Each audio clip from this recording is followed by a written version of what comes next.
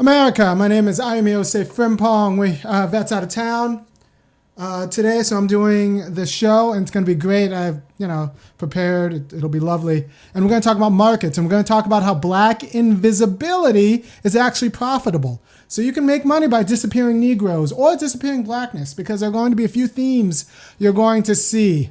Now I'm going to give, and one of them is how profitable it is to hide blackness. And I'm not just talking about passing. I'm talking about disappearing your black neighbors, or in terms of housing, or pretending that you don't care about black people when you're at work. That's very profitable. Pretending that you don't care about black people. That's a way of disappearing blackness. I'm black, but I don't actually care about black people. And if you could portray that, you'll do it in a way that might be good for your career. And then lastly, I'll talk about education and the way we disappear blackness as a strategy to do well in school and through academia. So different ways in which disappearing blackness, and this includes state-sponsored murder, is a strategy for profits, for markets. Markets like when you can disappear Negroes and show yourself to be the kind of institution that can manage and disappear Negroes, right?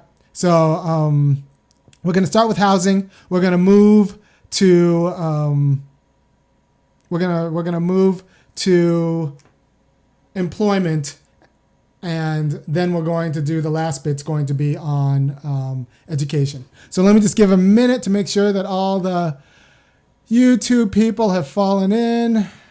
YouTube, where are you at? Oh, hey, look at there. All right, so good.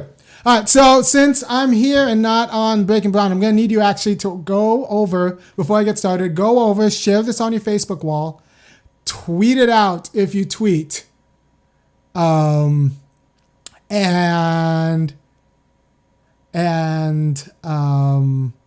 tell your friends, send an email out, get your friends.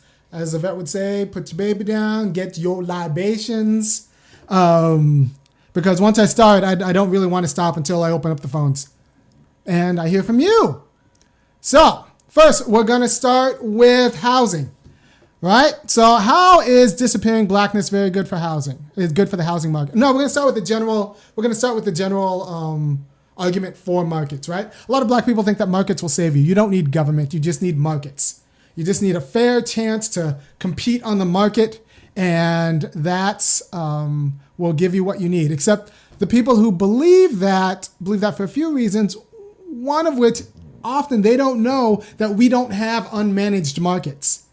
They didn't deregulate Wall Street in the 80s, for example. They re-regulated Wall Street to shunt money to the richest Americans. For example, we don't live in a free market right now. We live in a market that's organized to shunt money to white people. Or definitely shunt money away from black people. We don't live in a free market. We've never lived in a free market because we came from property. We came as property in a market that was designed to shunt money from our bodies to white people. Right? That's the way our market was designed. And when they ended slavery, they didn't redesign the market. No, it was still a market designed substantively to shunt money from black labor and black bodies to white people. So, and that's still with us in three different ways: in the housing market, in the labor market, and in the education market. And you see it also in criminalization. If you don't know, I'm not one to,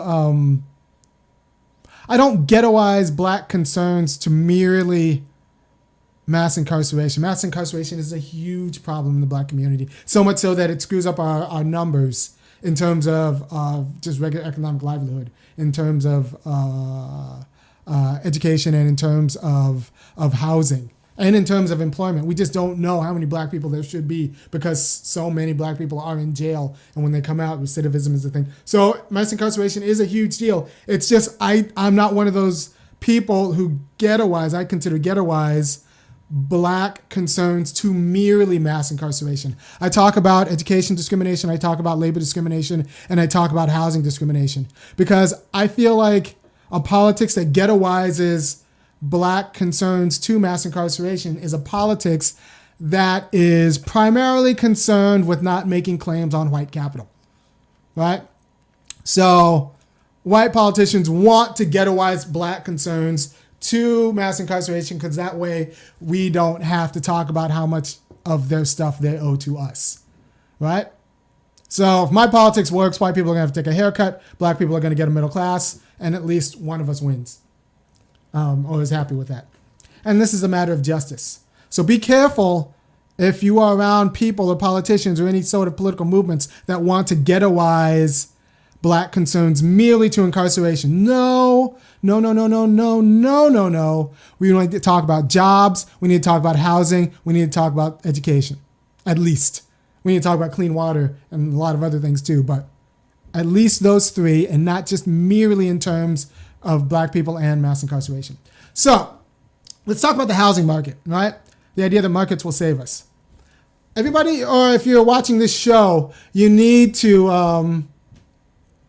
hey, YouTube. If you're watching this show, you should know already about Philando Castile's murder in a suburb of Minneapolis. And he was in the cross-section of a suburb in Minneapolis when he was pulled over and murdered. And here's the deal. And he was murdered by a cop. Here's the deal about that. One of the intersections of the neighborhood he was murdered in. You would think it's called, I believe, Falcon Heights.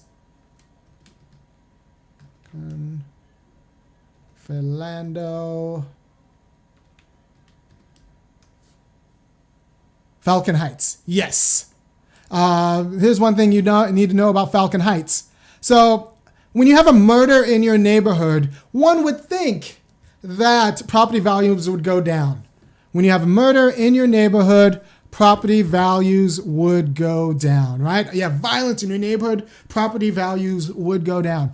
The thing is, and there's an excellent article from Kwame Holmes on this. Kwame, a good Ghanaian name. Kwame Holmes on this. He's a professor, I want to say at Colorado College or UC Colorado Boulder, on this. When Philando Castile was murdered, since his murder, property values have gone up in Falcon Heights. I'll say this again. Since Philando Castile was murdered in Falcon Heights by a cop, property values have gone up by 13%. Disproportionately, it has beaten the market. Now, why is that the case?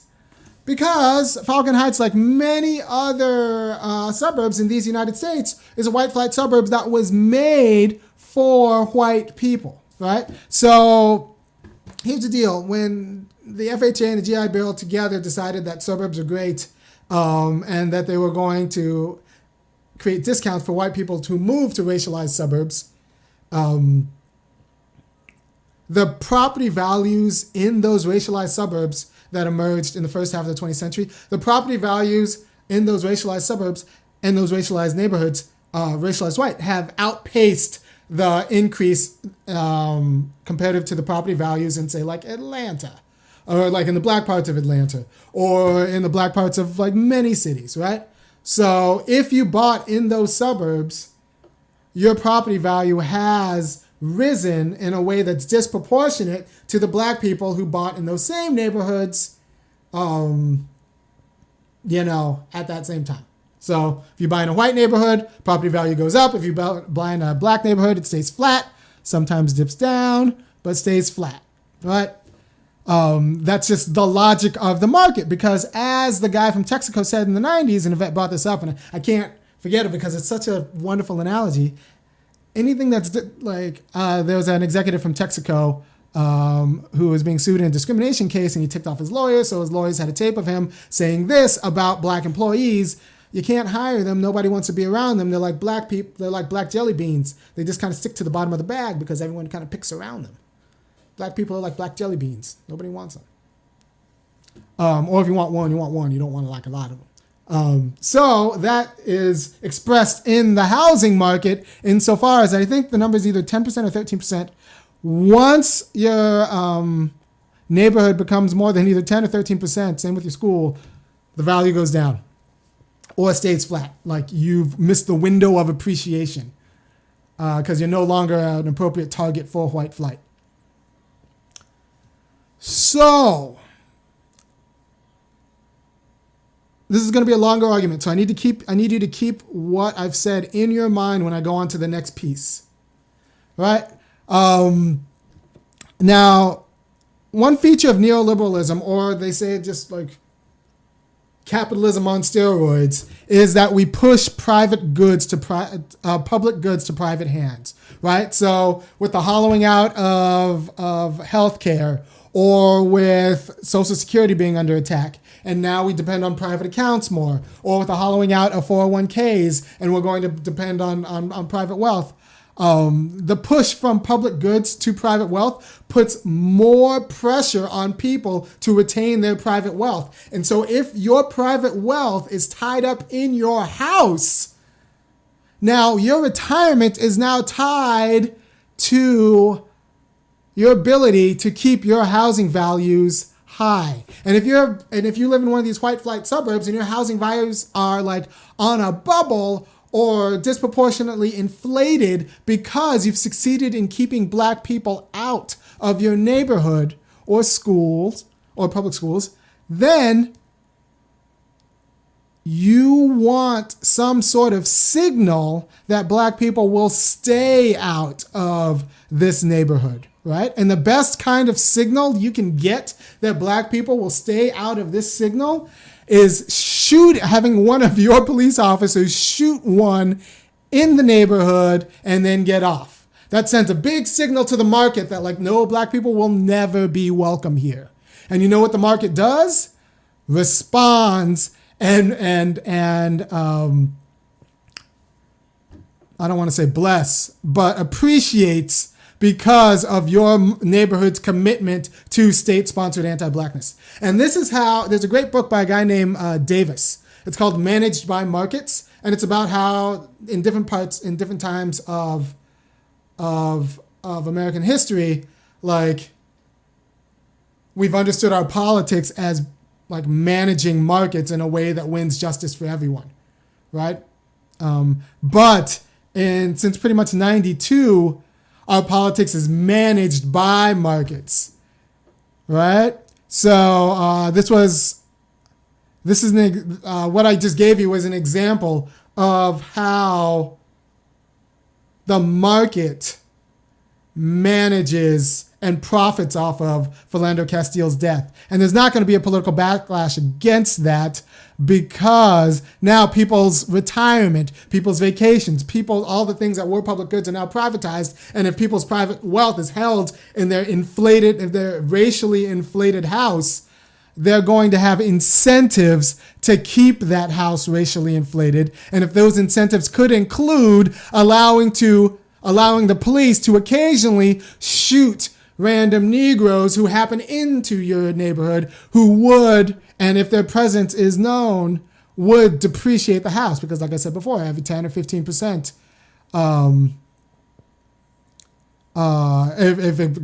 if your neighborhood has a black population of 10 or 15%, housing values either get stuck or they definitely stop appreciating or they get down. There's a tipping point.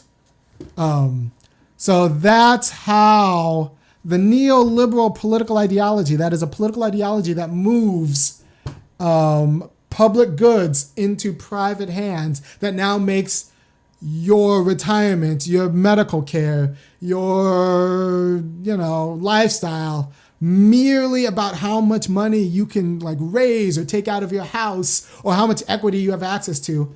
That moves creates an incentive for people to hold on to their housing value in a way that may not align with justice. That means hold on to your housing value in a way that may make you encourage anti-blackness in your neighborhood and actually encourage the killing of black people in your neighborhood. Because like I said, the Falcon Heights, the neighborhood that Philando Castile it was shot in has appreciated by 13%. It's beat the market. It's appreciated by 13% since his murder. And usually, if it's just gang violence or regular black on black violence, like your neighborhood will take a dip.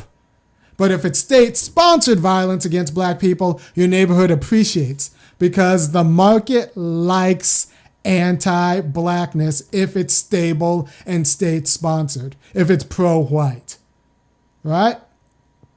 So I hope that's clear. Let me see what YouTube has to say about this. Hey, what's going on, YouTube? Hey, Rodney Holmes. Hey, Kira Secura. Good. All right, so I'm going to keep going. I hope that was clear. Neoliberalism moves incentives for people to hold on to their housing value no matter what. Now, if your housing value is largely dependent on keeping your neighborhood white, that means neoliberalism moves the incentive into keeping your neighborhood white in a way that you don't have to be racist to say, I don't want black people in my neighborhood or my public schools, because public schools, kitchens and bathrooms sell houses. You don't even have to necessarily dislike black people. You just have to really like your housing value and have a lot invested in your housing value before you will. This could be like an HOA policy of killing Negroes, like that. Like it's just good for the neighborhood. Yeah, I got a haircut a while ago.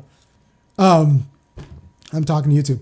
So this is how just letting markets manage black life creates anti-black policies and actually values black invisibility.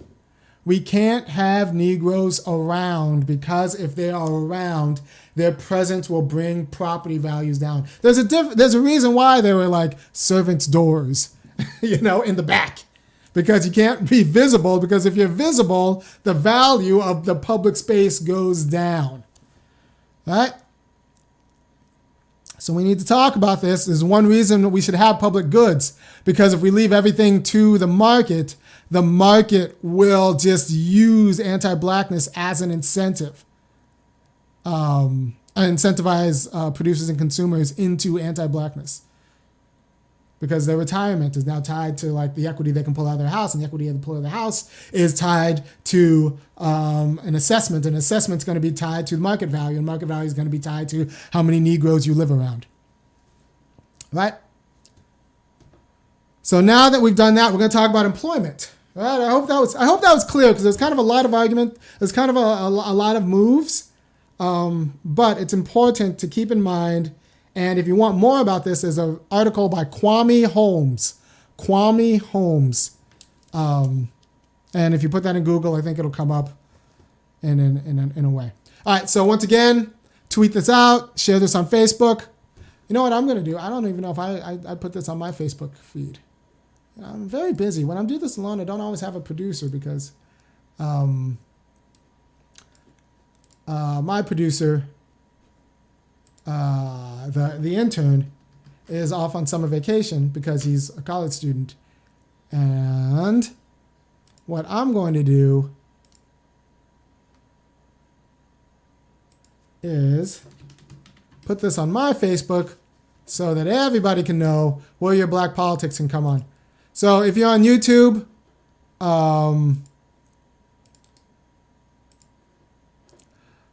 hash out the argument I said, because it's a very important argument, and it'll come up again and again and again in your life.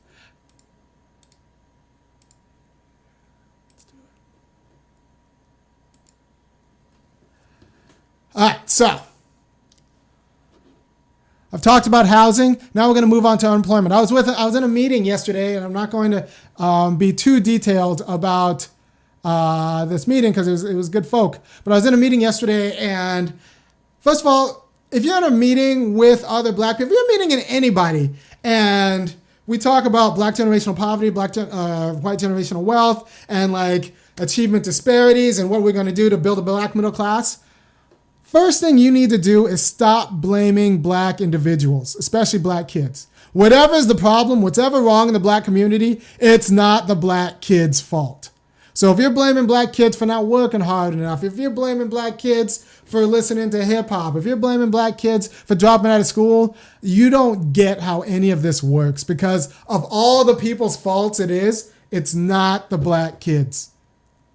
So blame the baby boomers for not, doing the politics right to create a world where these black kids actually can thrive and actually feel like non-alienated from their institutions. Just don't blame black kids. So if you're ever in a meeting with me and you're gonna go around, blaming the black youth for whatever, that's not gonna fly. And hopefully, because they're the product. If anybody's the product of a system, if anyone's like most vulnerable to a system, it's black youth. So whatever their maladies are, it's the product of a system. And it's our job to create the political context for those black youth to strive, not like wag our finger at them and blame them for being victims. Right? It's a form of blaming the victims. All right, so now we're going to go on to employment. So I was in a meeting and a bunch of black people were all talking about what's going on with black unemployment. And people said, well, a lot of these black people, they don't have soft skills. They don't have soft skills. And this is actually the first time, I've actually heard that. But apparently it's part of the rhetoric. And this is one of the strategies. Blame black people for not being the right kind of educated. Except I know middle class white, so the data says that education doesn't help black people the way we talk about it helping black people. There's a report done by Amy Taub that's released by Demos. So if you want to see this report, just go Amy Taub and Demos, and it'll come up about how the racial wealth gap is not a product of education. It's not a product of family structure. It's a product of political policies that have shunted money to white people and away from black people. So what I need you to do is understand that the college degree and education doesn't do what it does for white people. It doesn't do that for black people. It gives black people a lot of debt. So if you're white and you dropped out of high school, you still have a net worth that's more than a black college graduate. Right? So this notion that black people aren't doing well because they're not appropriately educated. No, you can be there are many ways you can be a degenerate white person and still get put on, still get a job, you still have a higher net worth because not everybody in your family is degenerate. You're just the one who took meth that one time. So you'll have stability. Plus, there are a lot of jobs out there that don't need a college education. I'm the funky academic. I've been through a million schools and I got a lot of degrees. But I'm not going to tell everybody that they need to go to school. You don't need to go to school to make it in America if you're white. Right? You can get a nice job as a roofer, as a plumber, as a pest control guy, and a nice middle class living without getting a high school or college education. Definitely without getting a college education. You could be a great contractor. So soft skills. Blaming black unemployment on black soft skills. That's garbage. And here's why. Soft skills for black people isn't necessarily education. Soft skills means making white people comfortable. So you're getting taxed because you don't have the ability or disposition to make white people comfortable, especially if you're I'm 5'9". I'm really close to 5'9". And I'm a runner, so I'm 155, 160 pounds. And I got big glass. I'm not the kind of brother that makes a lot of white people uncomfortable until I start talking about black stuff, and then I make white people uncomfortable. But if I were 6'3" and actually big, had a little bit more bass in my voice, I would have to actually go out of my way in a profound way to make white people comfortable. I already so the idea that part of my job as a human being, part of my job as an American, is to make white people comfortable. When I'm not a threatening guy. I'm not out there to assault you. I'm not that guy. I shouldn't have to go out of my way to make white people comfortable. I'm just being me. And being me cares about black people, so I should be able to talk about anti-blackness in America without white people getting uncomfortable. And if that is the reason, if that counts as a soft skill, as a problem with if talking about black life in a way that's honest, in a way that might make white people uncomfortable, especially white women uncomfortable, is a problem with my employment, then that is a problem with my employment. That's not a problem with me. Because being unapologetically black shouldn't be something you're punished on the job for, because it's just you're talking about black life. So calling it soft skills when it really is a matter of accommodating yourself to white fear is a problem. And it's not a black problem, it's an American problem. So we shouldn't punish black people for white fragility. Instead, we should need to educate and actually just coerce black people out of, and actually let black people let white people deal with their fragility and their fear, because it's their fear. It's not our problem. And we shouldn't make it black people's problems, and we shouldn't especially make it black kids' problems. If you're like a big black 17-year-old, white fragility isn't your problem. That's not your fault. A lot of things are your fault. That's not it. That is not your fault. And so you shouldn't be made or expected to accommodate their fear of you. So here's the deal. Right now, our black politics is so bad that we blame black individuals for a white pathology, which is the fear of black men, or the fear of black people. Like, we blame black individuals. Politics is what says, no, we don't have to make these black kids accommodate themselves to a racist labor market. Instead, politics says we're going to force this racist labor markets to accommodate the blackness of these kids. That's what politics can do. Politics can say, like, I don't care if these kids make you feel uncomfortable. You're going to hire 15% of your workforce is going to be black, or we're going to withdraw your license. That's what a black politics can do. All right? A black politics can actually set the curriculum to say that no, actually your anti-blackness is your fault. And you're going to go through a diversity training led by black people, ex-cons, to tell you why you just shouldn't be scared of black people. That's what politics can do. It can create these kind of mandates and tie them to licensing, to business licensing and various licenses. And let it be known that if you're going to do business in this city, in this state, in this nation, you're going to have to get over your fear of black people. We're not going to make black people accommodate to your pathology. That's what a black politics can say. That's what a black politics can enforce. And then we're going to tie punishments to it, and maybe even incentives for people who are really good at hiring black people. By the way, and I'll say this out loud, I have a complicated relationship with Kasim Reed, the mayor of Atlanta. But if he had anything to do with the fact that there are so many black men working at TSA, at the Atlanta airport, then nice work, Kasim. On that score, you actually did pretty well.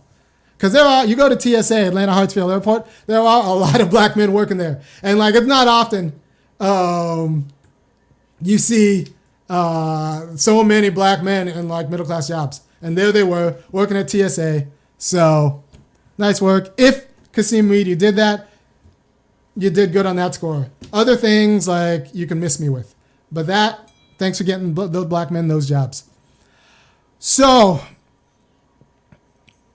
what I was saying in soft skills is don't let any politician, either black politician or white politician, say that the problem is the black workforce not being educated enough, because white people do not need to be educated to make their money.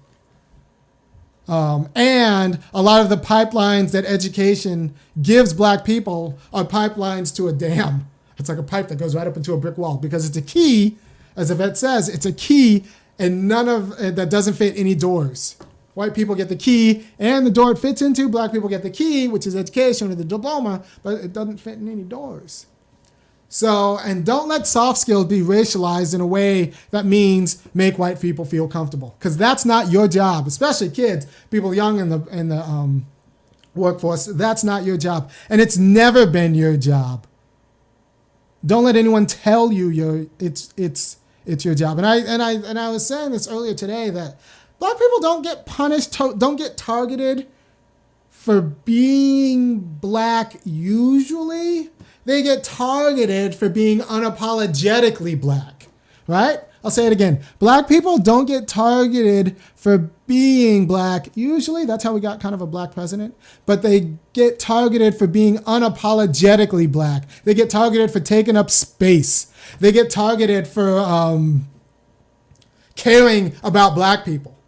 They get targeted. Black people, you can do very well in this world. And it's funny because I went to a fancy school, so I got some black friends who are lawyers, and then black lawyers with jobs, and I got black friends who are lawyers without jobs. And the difference is the black friends I have with jobs are the ones who don't really care about the black masses. But the black friends I have who are lawyers without jobs are the ones who actually care about the black masses. So I know a lot of black people who get punished for caring about black people and for taking the black justice claim seriously.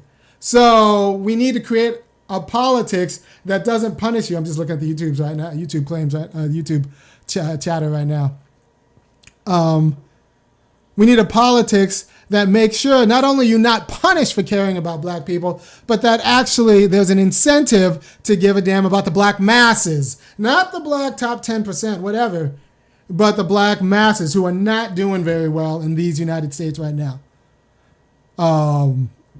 So if your soft skills include apologizing for being black or apologizing for being, for caring about black people and their justice claims, then those soft skills are not what we need in these United States. Those soft skills are not your fault. You have all the skills you need. You actually have the right skills to win justice for your people. So we need a politics that adjusts the market to respect your skills and your respect for your people and for the justice claims of black people, because they're justice claims. They're not just claims for your people. They're claims for America that disproportionately affect your people. So yeah, that's how the market punishes black people who care about black people, right? So depending on the market alone is not going to do anything about unemployment as long as soft skills is a code for actually being unapologetically black or caring about black people. Good. So now we're going to go from, we did about housing, how black invisibility will actually increase your housing value because so much of housing is a matter of the white flight housing boom of the early and mid 20th century. State-sponsored, by the way. State-sponsored by the New Deal, the GI Bill, and the FHA through the New Deal. State-sponsored racialized housing, and now people have an incentive to hold on to their housing value more than they should, and more than it's appropriate for justice. Employment. It's not the black individual's fault that their unapologetic blackness means that they don't have soft skills. It's the person who has a pathology that makes them scared of black people or worries about black people. That's not, so we need a politics that actually manages the market in a way that's pro-black as opposed to being managed by an anti-black market. Actually, YouTube, and I'm saying this on my YouTube channel, so I can, depending on who you talk to, YouTube and Facebook are anti-black markets. They disproportionately punish black politics and people who care about black stuff. It's easier to get put in Facebook jail if you're unapologetically black. And Facebook jail is just being banned from Facebook for saying that white supremacy might be a problem. Or so we've talked about housing, we've talked about employment, now we're talking about education. Right. So should I tell you how the choice movement is not going to be good for the black masses? Right? So school choice is not good for the black masses because black people have state-sponsored generational poverty, which means they have the problems of state-sponsored generational poverty, which means nobody's going to choose to have their kids in a school with lots of other kids who are marked by the problems of state-sponsored generational poverty, right? They're going to choose to, unless, and then they will they're going to choose to be, insofar as they choose to be in schools with black kids, they're going to like cherry pick the black kids that are going to like want to be their friends. Plus, you don't get anything. If school is where you make your friends and your friends for life, like parents look at schools full of generationally poor people and think, what am I going to get by sending my kid to school there? What am I going to get besides like have habits of generationally poor people like infect my kids? So that's why the education market in terms of schools will never actually provide justice for black students who need all the resources. And you can't segregate the schools, because if you segregate the schools, it'll just lead to neglect. Like that's the way a white politics that's dominated by white supremacy will just need to neglect as soon as you segregate the schools, because even if the neglect doesn't happen at the neighborhood level, it'll happen at the county level. And if maybe you have a black county, so the neglect doesn't happen at the county level, it'll happen at the state level. And if for some reason you even get the black state the neglect won't happen at the state level, it'll happen at the federal level. So people who think segregation is the answer, I don't understand how that works, because segregation, the history of segregation is that it leads to neglect and starvation. And actually exploitation, because not only do they move public resources out of your place, you get white-owned payday loan places put into your place. So like, it's just you're creating a zip code for white liquor stores next to because zoning laws will go away. So you're creating a space for exploitation by saying segregation is the way. So I've talked about housing, I've talked about employment, I've talked about education. Now I'm going to talk about another thing about education that's important. And I've played this Fred Hampton video a few times. I'm not going to play it again, but the idea is that, look, if you don't have an education, none of your politics will work. None of your pro-black plans will work, because if you don't have an education, all of your pro-black plans will just lead to awful practices for the black masses, right? So you have a black-owned bank, but they don't have a right political education. That means they will just steal the money away from black community. Because they haven't worried about why that's a community's thing. They don't have the political education to actually care about the community. They have the political education. They get the regular American political education that's all about themselves. So unless you do political education with everything, all other facets of black politics won't actually lead to, it'll lead to like Negro imperialists. It'll lead to like, honestly, I think Kasim Reed. I think it'll lead to a Barack Obama. It might even lead to a Michelle Obama. I know a lot of people like a Michelle Obama. I have a problem because she spent 7 years talking about healthy food for black people. And then when Flint had lead in the water, she somehow became mute about like what the state owes, what the nation owes in terms of like helping Flint out, and what kind of emergency legislation should be passed for that. So I have a problem with the commitment to black people of Michelle Obama. And also I lived in the neighborhood that she would have lived in if she lived in Chicago during 2013, when the local elementary school was closed. The local public school was closed, and that was a black public school. And it was a public school her kids would have gone to if her kids had gone to public school. And they just closed it and fired all those black teachers. One of those black teachers actually died shortly after. Depending on who you talk to, it's because of stress of losing your job. The guy was in his 50s, I think maybe 50s, early 60s or 50s. He died of a heart attack of losing his job. Does that to you. So I have my problems. But let's see. Now we're going to talk about one thing the right does well in terms of education. The right figured out you can't just have education on the structure of the schools. Like, the education debate shouldn't be charter school versus public school. The education debate should be how much of what I've said in the last 45 minutes should be in your public school curriculum, and for everybody.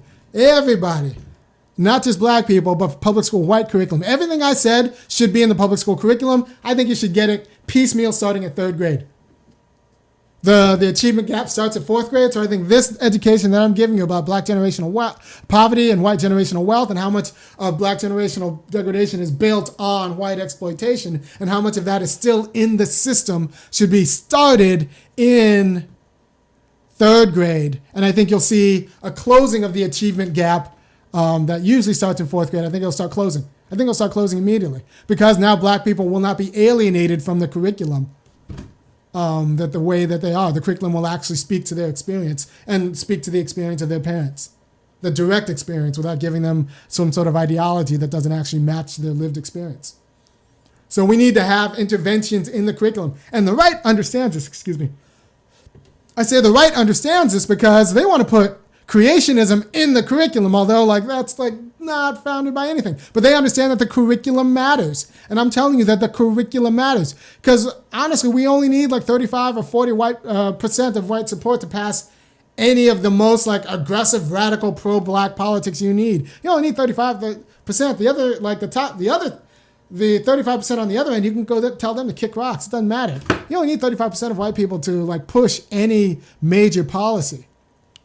And we could get that if we made interventions in the public school curriculum. Because you'd be surprised how ignorant, a lot of white people are malicious, but you'd be surprised how ignorant a lot of marginal white people are. Just because the public schools and the schooling system incentivizes their ignorance because it works for them. And this is the same public school and private school system in American media culture that incentivizes black people to blame themselves or blame the kids for not having soft skills or whatever, instead of actually training black people to be unapologetically black, ask their black politicians what's their plan to put money into black people's pockets, and have the historical background to actually understand that black people have a justice claim. We need that in the curriculum, and we need that in everybody's curriculum. For black people, that's as important as calculus. Actually, for black people, that's more important than calculus, because there's this book by Danielle Allen. It's called Equality in Education. That's Equality in Education by Danielle Allen. And the primary argument of that book is that black technical education isn't the problem. America's more productive than it's ever been. We have the technical education to be a just and free nation. The problem, especially for black people, is the political distribution of our productivity, the political distribution of our access to resources and resources. It's not that we don't know enough. It's that the distribution of resources we're locked out. So don't let anybody tell you that black people don't know enough. No, we're locked out, and we need some of those and white people have become addicted to stuff that actually belongs to us. So the answer isn't create new jobs for black people. Oftentimes the answer is, no, I'm going to take that job you were going to give to your white nephew. I'm going to take that job you were going to give to your idiot white nephew and give it to my idiot white cousin. That's what we're talking about. We need white people to take a haircut. And that way, that's the politics of white haircuts is the politics that will actually lead to black freedom. Not just training black people to be exceptional supermen. No, we need the politics that says some of the the money that flows to white mediocrity needs to flow to black mediocrity. Because there's a lot of money that flows to white mediocrity. All right? Just checking in on YouTube right now. The book is named Equality and Education, not Inequality. Equality and Education, and it's by Danielle Allen. All right, so the curriculum. Oh, and another way that markets won't save or unapologetic blackness punishes schools is, you don't know this, but to get anywhere, you often need a letter of recommendation, right? You need a letter of recommendation, and since we live, since we're still managed by the illusion of white supremacy, a lot of your authority figures will be white people. So your letter of recommendation is going to be tied to your letter of recommendation is going to be tied to your ability to make white people comfortable for you, make white people like you. All right? That's not, I'm an academic, right? So I'm in a PhD program. I would have gone directly to a PhD program when I finished my undergrad. I'm old now as PhD students go. But I didn't have letters of recommendation when I finished Berkeley. So I didn't have letters of recommendation because I studied philosophy, and all my philosophers were professors were really old white guys, and I just wasn't about kissing their butt in a way that would make them comfortable with me to write letters of recommendation. So I just wrote my papers and got out because I liked the material, but I didn't particularly like their ancient but. And one of my old philosophy professors, probably one of the most famous ones, just got pinched for sexual harassment because he's a scuzzy white guy. And so great. This is at Berkeley. His name is John Searle. I can just say names because there are allegations about. But that was my life going through undergraduate. And I just wasn't about going out of my way to make them comfortable. So I wasn't about begging white professors for letters of recommendation. Unfortunately, because I wasn't about that life, I had to go to a master's program, ended up spending $60,000, loans paid off as of a few months ago, ended up spending $60,000 for that master's program just to get the letters of recommendation. My GRE scores are great. My grades weren't great, but they were good enough. My GRE scores are fantastic, but I needed letters of recommendation, and I couldn't make those myself, so I needed to go to a different institution, pay them a ton of money to get a master's just to get the letters of recommendation to apply to a PhD program. So white comfort cost me what it cost me. So letters of recommendation are a huge policing mechanism for black people in academia. But not everyone's in academia. Just know that references and letters of recommendation are another way that the labor market punishes people who are unapologetically black. Yeah, and I'm looking at the YouTube comment right now. Yeah, I never had a black professor. I didn't have a black professor I audited a class with a black professor at the University of Chicago. But did I actually have a black professor? I think I audited 2 classes with black professors, but I never actually had. I've taken all the classes, but there just aren't right now. I'm a TA at University of Georgia, so if you get a chance, Matt Kill, that was a $60,000 tax to get into a PhD program. So there's that. So you get a chance, come to UGA, take philosophy. I might be a TA. Athens, Georgia is fine for what it is. And we need interventions into the public school curriculum. That means if you need to talk to anybody about school board, this is where the interventions need to happen. And if you're going to put pressure on your TPA, you're going to put pressure on your PTA, this is where the interventions need to happen. What are we doing about the curriculum to teach the justice claims of black people, the standing justice claims of black people? Or are we tacitly teaching it's all black individuals' fault? All right, so I'm going to get the phones ready. Give me a second. I'm going to get the phones ready. I hope this has been interesting. Oh, by the way, so this is important. A lot of the cultural institutions we have as black people have been managed by people who don't have our interests. That's the truth, right? So we have a lot of black institutions. What cultural institutions we have because of Jim Crow and terrorism that have kind of snuffed out the black institutions that actually cared about black people in an unapologetic way and spoke the way I spoke to about the need for a black politics that actually engages the political life and gets justice for black people, not just runs away from it and tries to pretend we can do it on our own, but a black politics that engages and fights and contests political life for our justice claim. That's been snuffed out. Those cultural institutions have been snuffed out.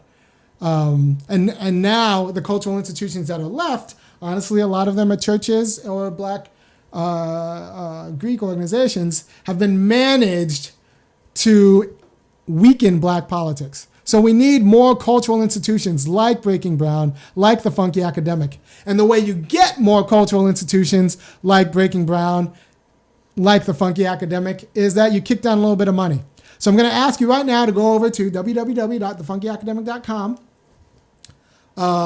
and kick down on the right panel. There is a place where you can pay, and it takes credit cards. You don't just need PayPal. It takes all sorts of credit cards. And kick down it'd be nice if you just like $5 a month for what we're doing. The money will go to like this show. The money will go to other projects. The money will go to okay, ideally, let me tell you what your money's going to get to. Right now, I'm like this close to securing a studio space that's not in my house to do Breaking Brown in front of a live studio audience in the middle of Black Athens. Right in the middle of the projects, right in the middle of public housing, a space to do Breaking Brown for a live studio audience. We'll take audience questions and we'll take phones, and it'll be your Black politics with a local flavor and national flavor. And once a week, we would do it in the middle of Black Athens. So I want to set up a studio there. I want to train some of the people who live over there, some of the kids and some of the adults, young adults who live over there to work the machinery. So it just costs like money to set up a second studio over there, and one that like with all of the appropriate equipment and to get this going. So that's the plan. That's what's next. That's going to happen. We're like this close. I'm talking with funders, but honestly, the funders I'm talking with are white, so it'd be a whole lot easier and a whole lot more secure if people, the 100 or 200 or 300 people who are watching this now and the few thousand of people who will watch this before it's done will go over to thefunkyacademic.com and kick down. And then in a month's time, or maybe sooner, we'll be doing this show in front of a live studio audience with a multi-camera set. And it'll be like Black politics. And like, honestly, if I want Black people to show up, especially those in public housing, I'm going to have to provide some food for them. And then we're going to have to get some guy working security at the door. So like, there's going to be it costs a little bit of money. And also, someone said, okay, I got you for $5 a month. Now I'm worth $1,695. Yeah, because we always say the median black household right now is worth $1,700 cash. $1,700 liquid. That's the middle Black household. That's the one where there's many people above as there are below. The middle Black household is worth $1,700, and I'm asking for 5 of those ducats. Honestly, between me and you, maybe you want to skip your tithe for the month or cut that down a little bit and give $10 to the Funky Academic. I'm just saying, I don't think Jesus will mind. I said it. I don't think Jesus will mind if you cut your tithe a little bit. And someone just asked me, and I answered this question because like they just kicked $3 a month. They just kicked out $3 on Super Chat. What's your day job? I'm a PhD professor. Are you willing to run for office? I'm thinking about it, right? Not now. I got to do some work. I got to get on the other side of this PhD, or at least some classwork. But I'm thinking about it. It'll be a whole lot easier with a Black Power base that's developed either through this show or through the live audience. So, like, I'm just saying, I'm not above it. I think I will run for it. And honestly, if I do run for political office in a few years, I might be coming back and hitting you for a little bit more than $5. But I'm going to win, and I'm going to win, and and even if I'm not going to win, I'm going to talk a lot of Black stuff. So yeah. So maybe for a few months, you don't drink, you don't smoke, you don't tithe, and you give to the Funky Academic instead. And we can get this going. Thanks, Black said what? You got my vote. I'm just thinking about it. This is a few years away, but like I'm eyeing offices and clearing out space, and I think this can happen. And in which case, you're going to hear a lot more of what I have to say about things. If for no other reason, then I'll use that public office to use the media to create the quality of a Black electorate that will promote, that will elect more people with my politics. Because what are politicians for if they can't, push your politics or push your justice claims? All right, so I'm going to get the phones ready. You got to give me a second. I got to dial some numbers. 212 1818.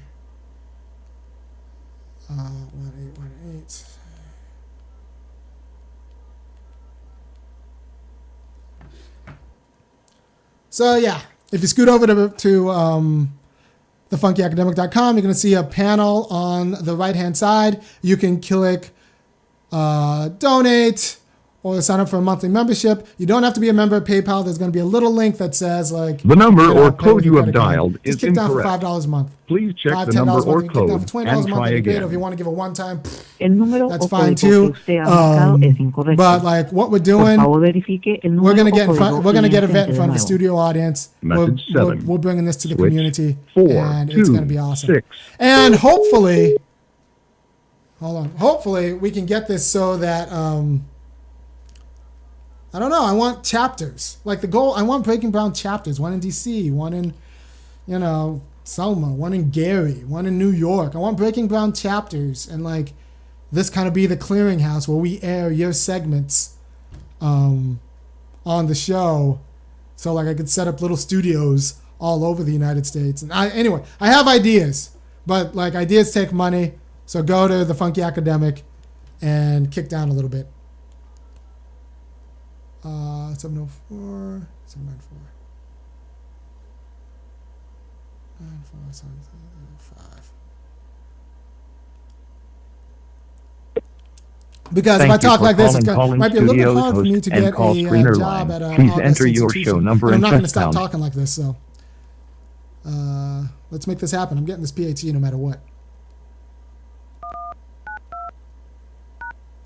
Enter your 6-digit PIN number.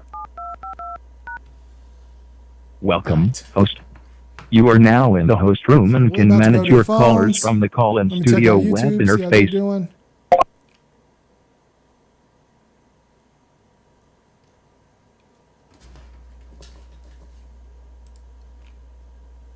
I'm sorry for the delay, guys. YouTube seems like it's popping though, so keep up the discussion.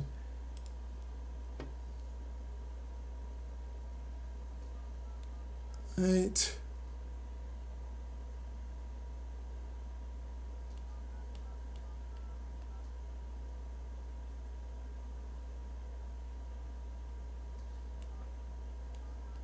And also, if you go to thefunkyacademic.com and kick in a little bit more, we can get some more interns and I get some help. So when Yvette's gone, I don't have to do about the technical stuff. Thank you for calling Call-In Studios host and call screener line. Host the Please show. enter your show number and press That's a pound. bit taxing. I'll tell you. That's Enter your taxing. 6-digit PIN number. Welcome, host. You are now in the host room and can manage your callers from the call-in studio web interface. Let me put up the number. What's the number, Iami? Call-in number. There's the number. All right, DC in the house. And like I'm not trying to tell you that like this isn't. I'm not trying to tell you this is a big business and we're going to be big business and I'm going to teach you how to be a boss and all that. No, I'm going to teach about politics. I'm going to do what I'm going to do, except I want to do it more and with a studio audience and put in and push policy and local program and get some better guests. And I want to be able to pay the guests I get to come out. And so like this is about black politics. It's not about like let's buy Iami a jet. Like the Creflo Dollar School of black enrichment isn't what I'm about. I'm about that life. I'm not about that life. Okay, so the number is up, and I'm going to take this caller. Hello? What's up? Caller, you on? Oh, hold on. Yeah, how are you? How you doing? Can you hear me?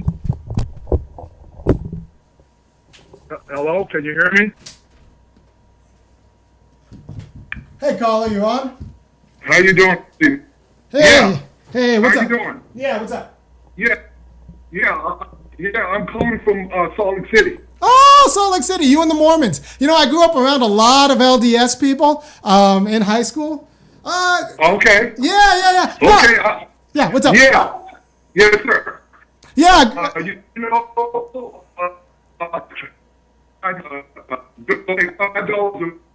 All right, so you're kind of breaking up sometimes. Can you get that right? Hello? You're breaking up, caller. All right, so the caller broke up. Unfortunately, he's calling from Salt Lake City. If he calls back, I'm going to try to get him in. I'm sorry, caller. I don't have you. Caller's calling from Salt Lake City. Like the LDS is a fascinating religion because that's just white capital on the move, right? Like like you have an entire people who like you have an entire they all tithe, and they're all like white people were children in the eyes of the church until 1978. So like for generations, it's just like white money, and they all tithe, and then the church pays for a series of schools. They have a LDS school, Mormon school in Utah called BYU, and then another Mormon school out in Hawaii. And the church just pays for it all. And then they have another school in Idaho, and the church just once again pays for it all. So like you got a bunch of white people with white institutions and white money going to these schools for free. So where I have to pay $60K for letters of recommendation, these kids end up with nothing. And there's also like an elaborate relief program. So like they don't even need state-sponsored welfare because the church has enough money to have its own welfare program. So like this, it's just like white capital. And then a lot of them have government jobs at high levels because since they don't drink smoke or like curse or anything, they like sail through security clearance. And they're all like good company people. Like, I'm speaking generalizations. I love the Mormons, but like they sail through the security clearance. So like, whereas we got black kids who can't get jobs for a weed violation, like they got Mormon kids who just like get fast tracked through the CIA because like on the strength of their name. So there's that. I'm gonna go to another caller. What's up? Hello? Hello? What's going on? Is this me or you? Hello? You're on the air. Oh, caller, don't make me cut you up. Yes? Hello? I can't hear you. I'm gonna go for one more caller. I'm sorry. Maybe this one. Hello, caller, you're on. Remy? Yes. Hey, Remy. What's happening, man? I'm all right. Hey, my name is Derek. I'm calling out from L.A., and I want to let you know that I really appreciate your speech and how you're talking. Thank you. As well as your plan on putting money back in black pockets. That's the game, man. I want to... Are you able to hear me? Yes, I can hear you. You're great. Okay. Here's the deal. I heard what you were saying about starting your Breaking Brown live. Yes. Studio audience. I want to tell you, man. Yeah, I want to let you know, if you're going to do it in complete fashion, man. Set it up right and professional. That way, it can't crumble to the ground. But I think you have a great idea going with it, doing that show live where people can give their input live and direct from an audience. Right. You know what I'm saying? Right. Yeah. No, I think it's great. I think it's great. So I have a question about being black in L.A. I grew up in L.A. I actually grew up, I don't know if you know, I grew up in Baldwin Hills. Before I moved to Orange County, I grew up in Baldwin Hills on like the Dons. People think of like Baldwin Hills as being some fancy neighborhood. It actually isn't. My mom was a nurse. So I'm getting a lot of noise. You said you came up in Baldwin Hills at some point? At the Dons. My Don was Don Arianos, but they're Don Felipe, Don. There are all sorts of Don streets. I'm getting a lot of static on your side. Yeah, I am too. Likewise, man. Can you turn off? It's kind of hard to get you. Right. I don't know if you're hearing me completely or not. I can. So I just have a question with you. Are there going to be black people in LA in 15 years? Are there going to be black people? I can't. What's the feeling like to be black in LA right now? Yeah, well, are there going to be black people in 15 years? Because, like, I can't afford to move back. I grew up there, but I can't afford to move back. Well, you hit on some great points, man. There's a lot of gentrification going on right now in LA, massively. It's been going on for years. So now we're seeing the results of that. The results are there is no more kind of middle-class black community in the places that we used to know that were kind of affluent. Right. That doesn't exist right now. What is going on right now, there's an influx of, I would say, immigrant situations going on at a maximum. Okay. So we're losing on that, losing property, and we're losing our income stance as well. Everything is falling. LA is like essentially crumbling right now. It's up for grabs. No, it's crumbling for black people. It's crumbling for black people. It's not crumbling for everybody. You got that right. Yeah. You got that right. All right, man. That's from my perspective. It's crumbling for all, but when I say all, I'm speaking of the black insight with respect to that. It's the haves and the have-nots right now, and no one is really kind of speaking in terms of what we can do. What I hear about is a lot of the problems being spoken on. But we have a lot of power here. I mean, we have a lot of influence. There's things that we can do, but we got to think out the box now. Right. There's in my opinion. Thank you, Colin. All right. So there's an infrastructure of black power in LA. There is, and there's one infrastructure and black power in Oakland too. However, like, we gotta get harder on Maxine Waters. We have to get harder on Barbara Lee. They've given up. I think they've given up, and they've given up on black people. They haven't given up on themselves, but they've given up on black people and what politics can do for black people. So, I think we expect our politicians to be unapologetically black. I'm going to fight for my people. And both Maxine Waters and Barbara Lee had it in them 20 years ago, right? 25 years ago. They had it in them. Barbara Lee got her come up like working for Shirley Chisholm, right? And she actually had it in her right up until, God, I want to say like a few years ago, right? She had that fight. But now she's as bad as the rest of them. And that's a problem. Hello? You're on. Hello? Caller? Caller?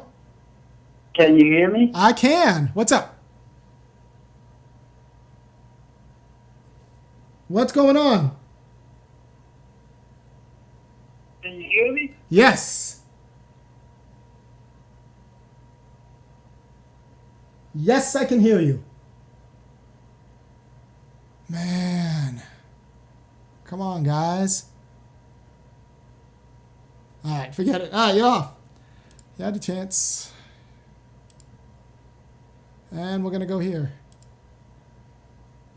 Hello, caller. You're on. Hey, Irony. What's up?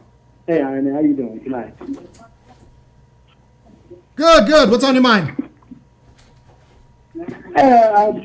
I just wanted to suggest a piece of literature to you. Unless you've already heard of it. I've heard of the book Not in My Neighborhood. Can you tell me the title one more time? It's called Not in My Neighborhood. Oh, Not in My Neighborhood. Oh, okay. All right. Thanks. I haven't heard of the book, but I'll keep an eye out. Not in My Neighborhood. Yeah. All right. So, thanks. I'll keep my eye out. So he just gave a book recommendation, Not in My Neighborhood. And I've just given the arguments in the first half of the show about how that just accounts for Negroes. We bring down black invisibility is good for property values. That's a problem. And that's an accident of the market. We can remanage the market to give incentives for black people living in your neighborhood. We can remanage the market so that people aren't so tied to their housing value that they're willing to do things like support cops shooting black people and in order to protect their housing values. We can do things with black politics to remanage the market rather than being managed by the market, because right now the market rewards black death. Like I said before, usually when a black person is murdered in your when a person is murdered in your neighborhood, housing values go down. However, when Philando Castile was murdered in Falcon Heights, housing prices went up by 13% because it sent a signal to the market that this neighborhood is white and takes its whiteness seriously. Your housing value will be protected.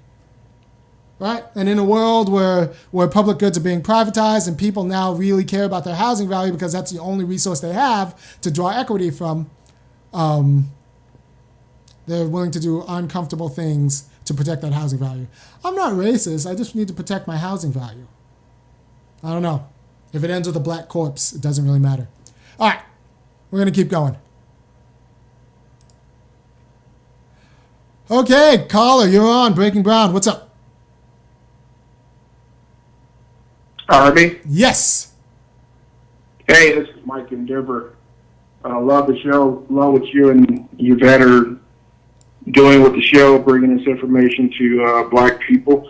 I want to ask you a question and see, as we're talking about economics here, have you heard of anything going on now that we're talking about as black people being able to financially boycott any businesses or neighborhoods or anything like that in order to produce the black politics we need? Okay, I can talk on that a little bit. All right, so here's the deal, right? I talked before about, let me just hold on. All right, so I spoke before about how the net worth of black families is $1,700. So, and the net worth of white families is $116,000. That's the median. That's median. That means there's as many above as there are below. The problem is, despite what people tell you about purchasing power, that's not enough money, because you take out your phone company, your electric company, your rent, and none of that's going to go to black people. You take out that out of your check, you don't have a lot of disposable income. Even the income you have is already dedicated to other things. Your student loan payment, so there isn't a ton of black money out there. And so we're going to talk a little bit about entrepreneurship. I'm going to take a minute and talk a little bit about entrepreneurship. People who say that entrepreneurship is the answer to black generational poverty aren't being honest with you. Or they don't know the labor market. Right now, there are 26 million small businesses. 26 million small businesses. Right? Now, a small business is $500 or under. Right? That's a small business. Tell me a black business you know with 400 employees. That's not Harpo. That's not Oprah's company. Or maybe Buy Now. So a small business is 500 employees. Right? So we're not even, that number doesn't even talk about black small businesses. Because black small businesses are in that 24 million who have 0 employees. So 24 of the 26 million have 0 employees. All right? And a third of the small businesses that employ people have between 500 and 50 employees. That's still not black businesses. So what we're talking about when people think that black businesses will be the drivers of black economic growth is that they're not honest about where black businesses are right now. For black businesses to even get in that game, we would need so much backing, to be in the game that drives black economic growth. We would need so much guaranteed backing, like contracts. We would need contracts, guaranteed set aside from municipal, county, state level, and federal contracts, because that's how businesses win. What black people do when they work, we're employees. Right? So if you really want to do better by black people, if you really want a black middle class, you need to figure out what black people do and make those employees' jobs do well. Because there are a lot of white employees. There's nothing wrong with being an employee. The problem is black people get shunted to awful jobs that don't pay well and don't come with health insurance and all this other stuff. And then we're told the way out of that is entrepreneurship, which is setting you in competition with Amazon. So black people, most Americans work for somebody. Most Americans who work for somebody. And there's no shame in working for somebody. I always tell people the best way to be an entrepreneur, honestly, black or white, is to marry someone with a job. Because that way you don't have to worry about healthcare or worry about the booms and busts of the capitalist system. Marry someone with a job. The best way to be an employee is have a spouse who is a union teacher. Or a janitor or a sanitation worker. There's nothing wrong with working. We need to make the places where black people work actually be good jobs, right? Because we have a segregated labor force that locks black people out of the bad jobs, the jobs with that pay living wages and come with insurance and come with all of the perks and vacations and leaves, all of the things that like just white employees get. But black employees are locked in jobs that like aren't organized with a union, so that they don't have the protections that like union white jobs have, or just regular corporate white jobs have. So we need to, one, get black people into the good jobs at, Chick-fil-A, CNN. I'm talking Atlanta companies. Affleck's a huge Georgia employer. Emory is a huge Georgia employer. Instead of fighting for black people to get instead of fighting, Emory employs 40,000 people, right? So if 15,000 of those are black, Emory is a university in Decatur, Georgia. If 15,000 people were black, like those would be good jobs for black people. You could create 15,000 small black businesses with no employees, or you can just be honest about like the way economies work and grow, because the logic of the market is that businesses grow by being better in production and by hiring employees. So that's the logic of the market. So if you actually support capitalism, if you actually support markets growing and the American economy growing, you have to be honest about the fact of employees and what it takes to treat employees well, and the fact that a lot of black people are going to be employees, and being an employee isn't a bad thing to be. It's actually a great thing to be. I said before, maybe I said this on my last show, the best way to be a black millionaire is to be like a nurse married to a janitor, and like just keep those jobs and keep your marriage. Like that's a way to be a black millionaire after a few decades. Like you'll leave your kids a nice check. Anyway, I've said my piece, and be a probation officer who's married to like a teacher. We're gonna go to the next caller.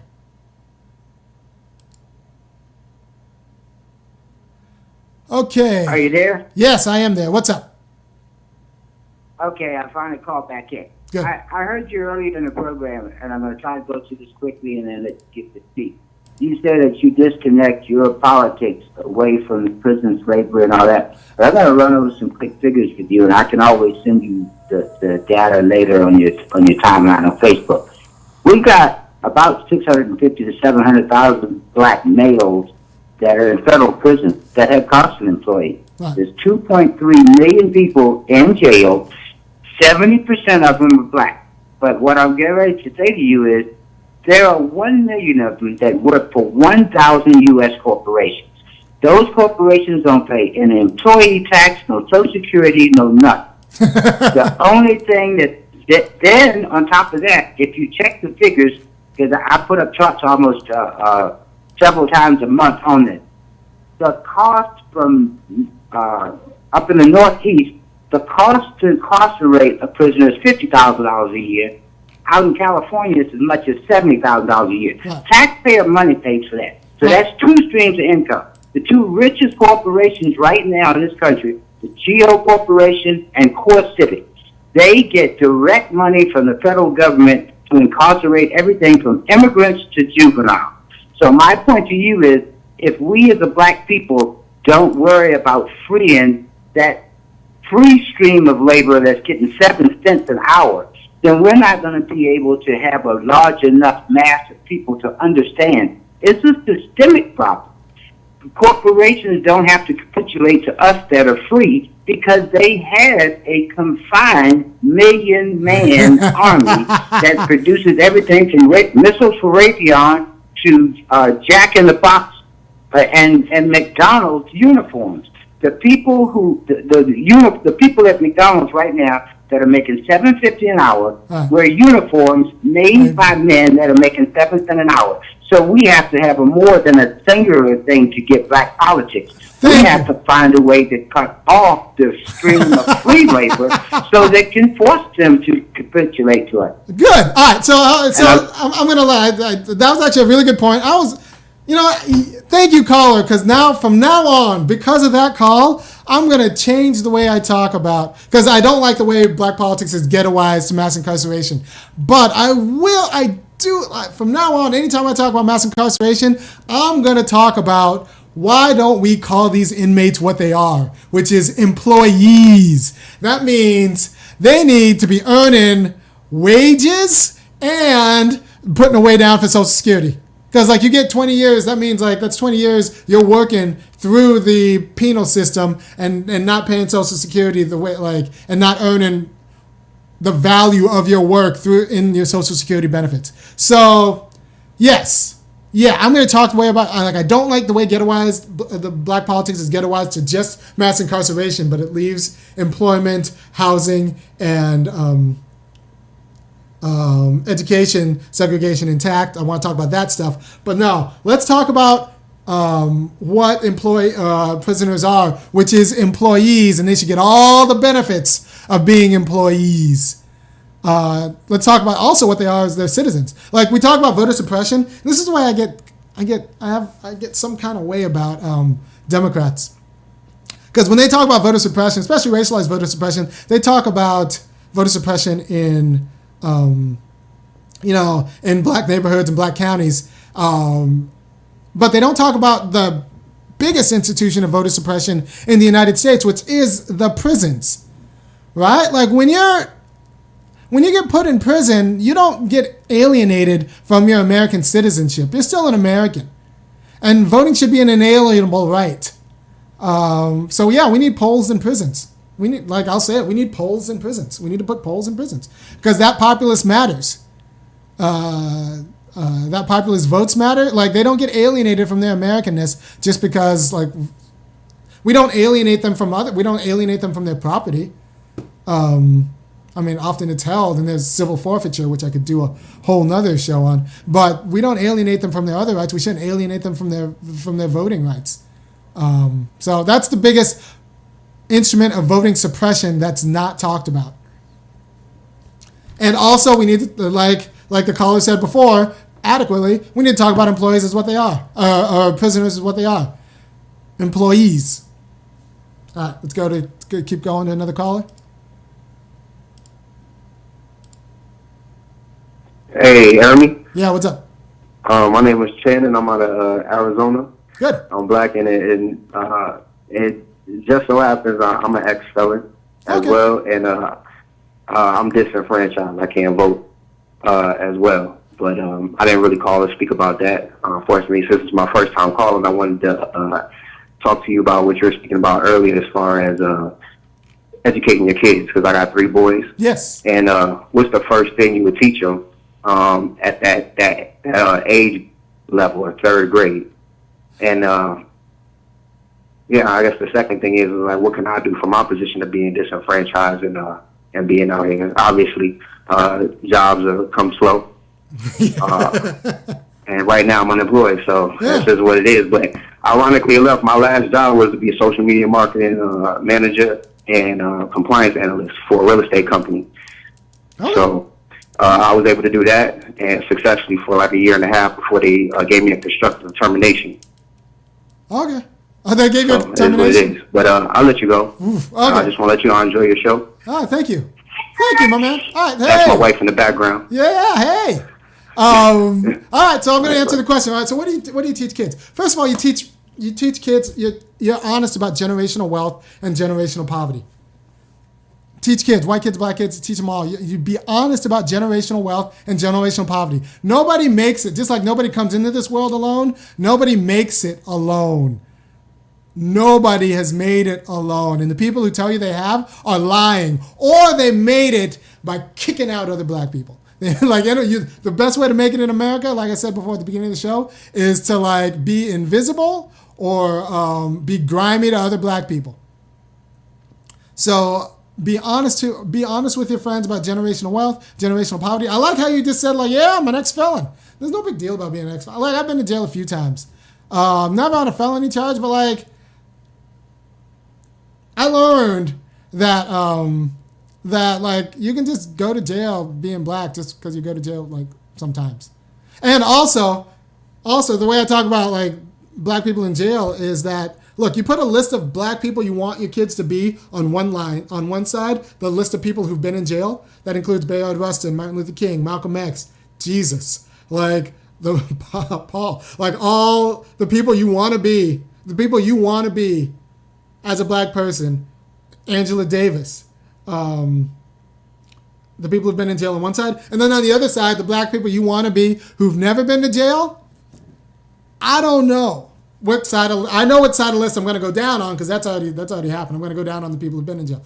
But like, I don't know, teaching kids to stay out of jail no matter what might be a form of social control, because there are a lot of good black people who are good because they aren't scared of being in jail. And also, there's this book called Betrayal by Houston Baker, and in the first chapter, he makes an argument that the best thing that King did was destigmatize jail. There's a reason why his letter is a letter from Birmingham jail, not a letter from Birmingham coffee shop. The best thing he did was destigmatize jail, because once black people weren't scared of jail anymore, they could actually get the black politics they needed to get the rights they needed and get the dignity they needed. As long as you're scared of some white man's jail, like, you're captured, as far as I'm concerned.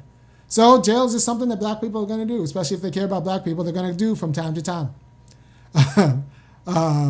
You know, and this is different because I was speaking like this to my friend who is a colleague who was in a former program.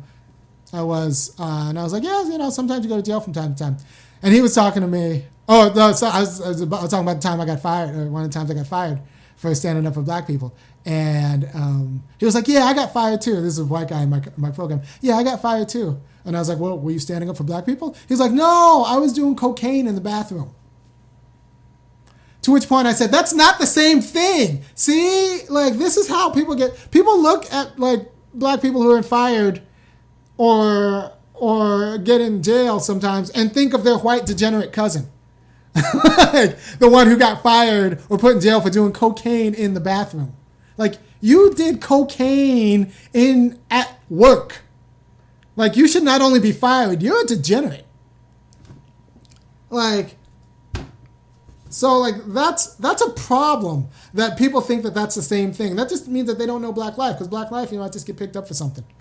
Like, or you might get picked up, or you might get fired for standing up for black people. You might get fired for making white people nervous. You might get picked up for making white people nervous. John Crawford, you remember that cat back in, I want to say Cleveland. It's either Cleveland or Cincinnati. Maybe it's Cincinnati. The guy in the Walmart who got shot to death for making some white family nervous. So he was walking around Walmart talking to his lady with a toy gun he'd picked up at the Walmart, and then someone called the cops saying, I see this black guy, I see this guy going around with a gun at the Walmart. So the cops go in, bust through the Walmart, ready to shoot somebody. They see Crawford talking to his phone with a gun, and they start yelling at him, and his last words were, oh, this ain't real. Blah, blah, blah. He's lit up. And so, like, that's what he got for walking around a Walmart with, like, Walmart merchandise, like a plastic fake gun, like a pellet gun, and, like, talking to his lady on the phone. So that's, like, but he made white people nervous because the Second Amendment apparently doesn't. And, like, Ohio's, like, an open and carry state. So, like, none of this should have happened. Anyway, all right, I'm going to take one more caller. Hey, caller, you on?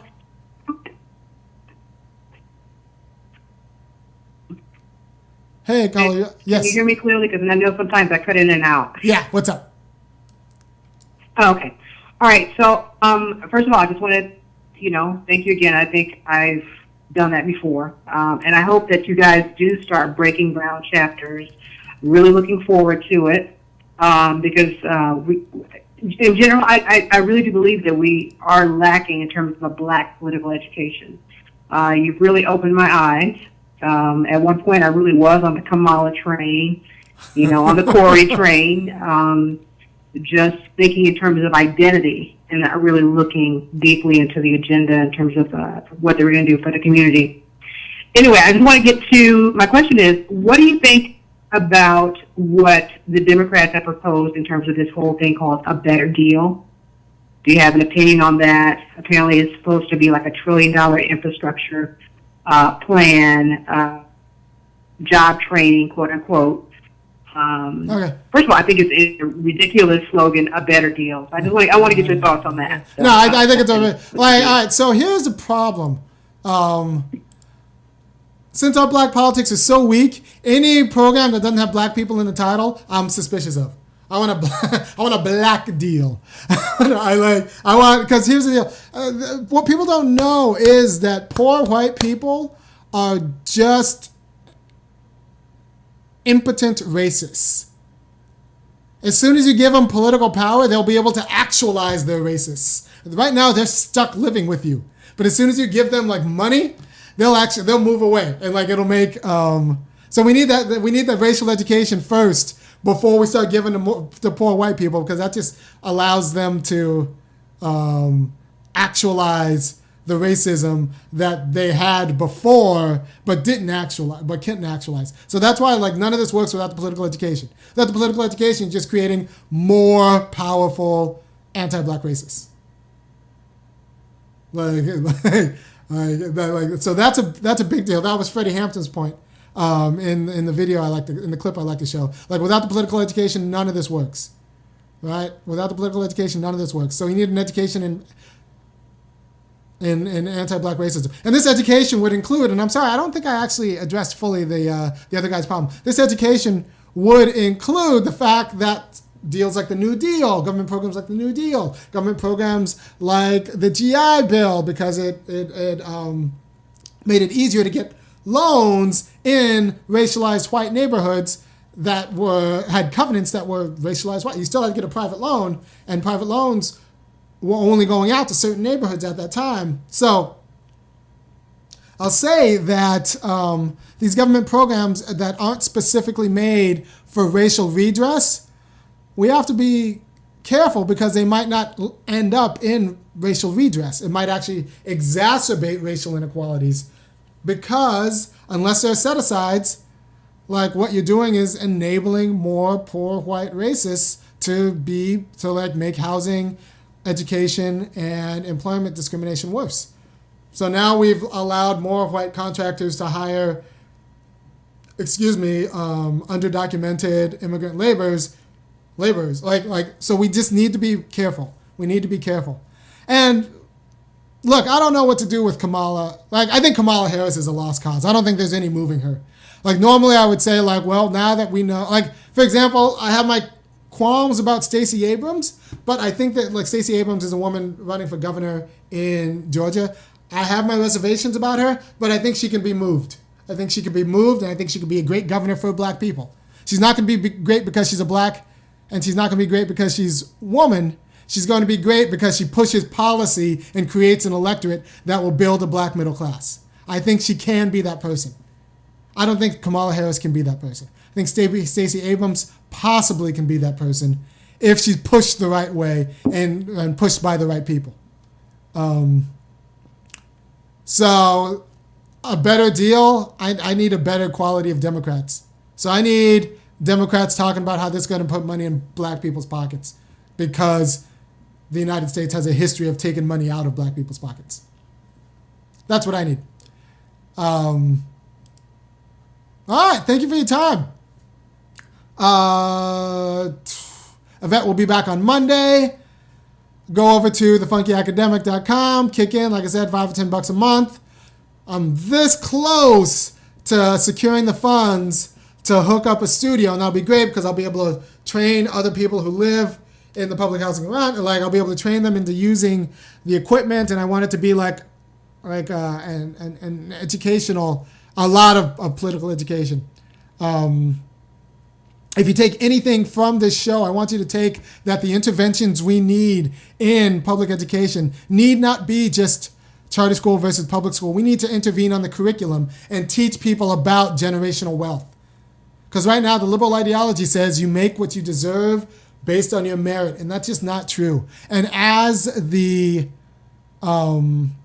discourse goes from income inequality to wealth inequality, as wealth starts mattering more than income, like the fact that we've been locked out of the American wealth for the last few hundred years is going to start mattering more and more and more. Because right now, someone said a starter home in LA costs $400,000.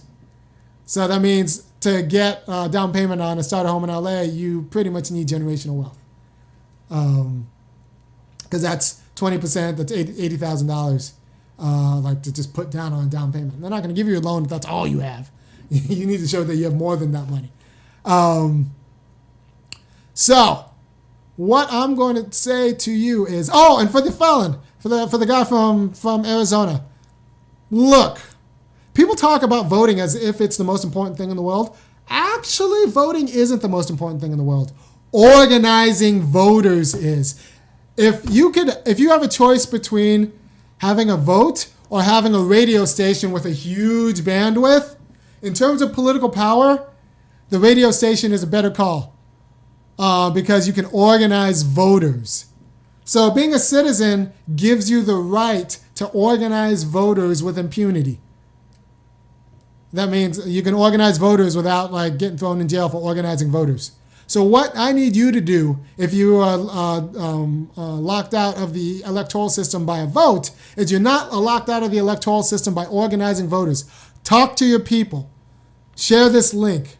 Organize a Black Politics that organizes voters to vote for substantive programming. I'm not telling you to, because voting for the sake of voting isn't good. Voting for the sake of voting isn't Black politics. That's what people without Black politics will tell you. You need to vote for the person and organize voters for the person who will deliver you a Black middle class and who's on the way to delivering us a Black middle class. All right, thanks for your time. Peace. I'll see you Monday.